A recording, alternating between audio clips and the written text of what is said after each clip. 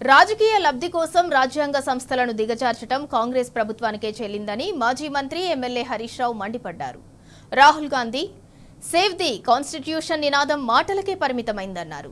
Telangana assembly speaker ఇచ్చిన తీర్పుతో పూర్తిగా బహిర్గతమైందన్నారు. ప్రజాస్వామ్య సూత్రాలను తీవ్రంగా దెబ్బతీసిన ఈ ఘటనలో రాజ్యాంగ ఉల్లంఘనకు పాల్పడిందని వివరించారు. రాజ్యాంగం స్పష్టంగా నిర్దేశించిన యాంటీ డిఫెక్షన్ నియమాలను పూర్తిగా పక్కన పెట్టారన్నారు.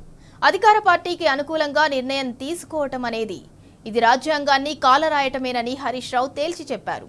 ఢిల్లీలో రాజ్యాంగ నైతికతపై గొప్ప ఉపన్యాసాలు ఇస్తూ తెలంగాణలో అదే రాజ్యాంగాన్ని నిర్లజ్జగా ధిక్కరించటం అనేది కాంగ్రెస్ పార్టీ రాహుల్ గాంధీల నిజ స్వరూపాన్ని బట్టబయలు చేస్తోందన్నారు.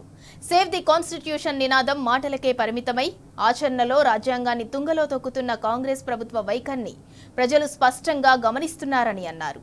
ఈ వైఖరి ఎంతో సిగ్గుచేటని, ప్రజాస్వామ్యానికి చెరగని మచ్చని తేల్చి చెప్పారు మాజీ మంత్రి ఎమ్మెల్యే హరీష్ రావు.